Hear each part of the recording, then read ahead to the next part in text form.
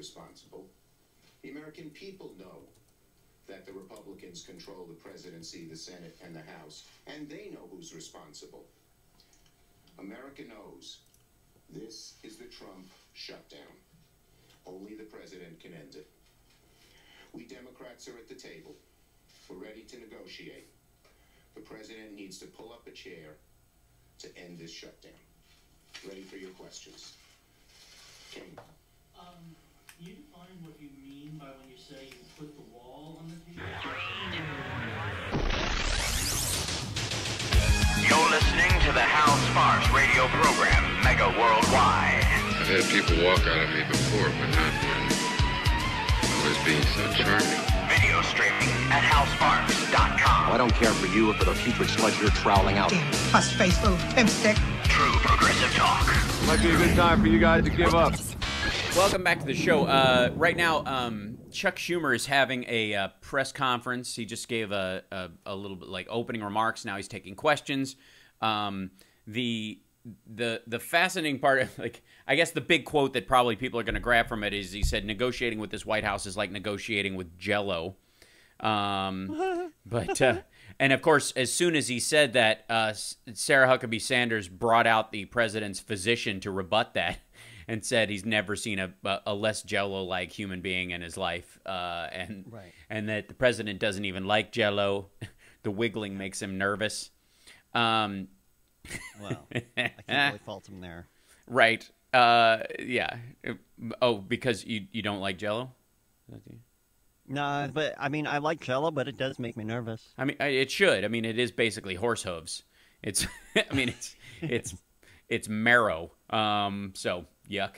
But anyways, we've got some callers on the line, and I want to get to folks today because since we're dealing with the art of the Jello today, who do we have, Johnny? We've got Brett from Rockford on line 1. Right on. Hey, Brett, welcome. Hey, Al. Is there a fire or anything going on in the studio? Because Lady B seems to be a little distracted. She couldn't even remember the name of the show. Johnny just pestering her. I think I'm going with Johnny pestering her because I personally, because there are all kinds of sudden gas expulsions and things that happen in here. Johnny is a fire. Dealing with a lot. Yeah, and Johnny has been known to set off fire alarms on his own. Just from gastrointestinal distress. So yeah, CO2 detector. That's right, just across down the block. Anyways, so go ahead. Sorry. Yeah, actually, it wasn't the shutdown. She didn't even get my topic here. I was going to, first of all, say I'd forgotten Stormy Daniels. Yeah, she was the one who was going to run against David Vitter. Yeah. Yeah, so that's probably when people kind of started talking to her and went, "Oh, wait, you know." Yeah, it's probably how she got it. Yeah, she got introduced around circles because of that. Yep. Yeah, but the whole his behavior quotes with the spanking and all that, and a lot of people say, "Well, he's a germaphobe," so the Russian prostitutes and the golden showers probably are not real in that. That's not how these little sexual kinks work. Nope. I mean, if you're grossed out by things, then that's what you want in your interaction. Oh, I'll go even further than this. I think you're right on, but I think there's something. It aligns more, I think. And it seems to fit with his love of fast food, that he views prostitutes and porn stars the same way he views fast food, which is they have so much sex, they must be cleaning that place. And, the same way he views they can't poison me with fast food because they don't know who's eating there. The same thing is true as porn stars get AIDS tests all the time. How that works. So but this, I can see the logic bridge here is what I'm saying, is that he's thinking, well, porn stars get AIDS tests all the time for work, whereas some random woman might not. And so they're actually safer. I guarantee that's part of the thinking. Yeah, because he wasn't using protection. Right. And I think the same thing, that whole germaphobe thing out.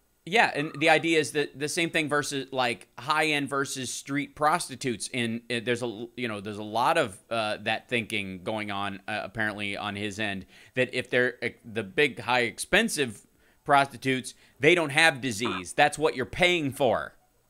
You know what I mean? Like that's literally it's not a leap to see the logic, bridge that he's building there. But yeah, his logic, yeah. I'm not saying it is logical. I'm saying it lines. Narcissism. Oh yeah. Go ahead. The whole spanking thing and that, that's part of his narcissism. It's not that he's a submissive and he enjoys being punished or taken down a peg. It's that he's making her do it to him because he's doing it with the magazine with his picture on it. Sure, right. And his kids' pictures, which is really gross. Right. So that feeds into the whole narcissistic personality disorder, but really he's up the spectrum a bit. He's a sociopath. See, here's the thing. I would on a previous show that that he's not a narcissist because he doesn't have any confidence. He's always, wants other people to think highly of him and believe these things because he doesn't believe himself. That is how narcissism works. That's different from you. You're not a narcissist. No, I'm a megalomaniac. You're just hyper-confident. Yeah, right. Right. I have a high level of confidence. Johnny, you're Mr. Glass and Unbreakable. I forgot the other character. Yeah, I think he's Unbreakable. Yeah, right. I think you're right on some degree. And I certainly the clinical version of narcissistic personality disorder is based on that. But I actually think he has more of a Napoleon complex. That he actually has his issue. Narcissus saw his own reflection, was so in love with it that he fell in the water. The idea that narcissist is effectively American Psycho. If you really look at the primary view of what a narcissist is, it's Patrick Bateman. Between narcissism, sociopathy, and psychopathy. See, I think I think he has psychopathy. Psychopathy is inborn. I think he has delusions of grandeur as a cover for his Napoleon complex. I think he has always found himself ugly and wanting. And sociopaths want you to believe they're hyper-confident, but they're not. Right. That's right. They doubt themselves. They want everyone else to believe. Yeah, yeah. Now, psychopaths thinks they are a superior human being. That's right. That's Stephen Miller.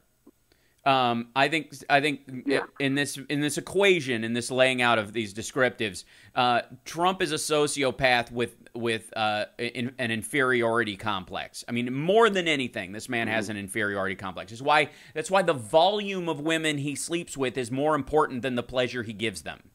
Right? Women aren't bragging about the sex that they had with Donald Trump.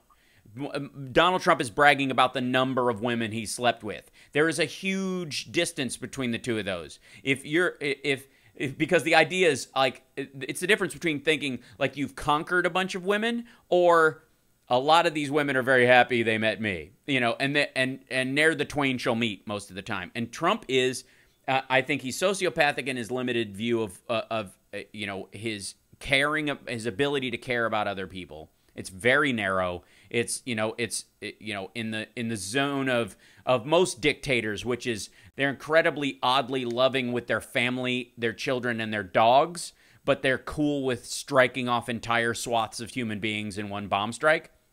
That sociopathic rift, Trump seems very comfortable with that, and that's very concerning. Stephen Miller, on the other hand, behaves and talks like a monster. And believes things that are monstrous. And he is the person who is currently sock puppeting the president. Make no mistake, this whole Tom Cotton can want to believe that he had a big part to play in this all he wants to. And he certainly, was an irritant in the ear of the president about these issues. But understand that Stephen Miller is the one going, they're right, and B,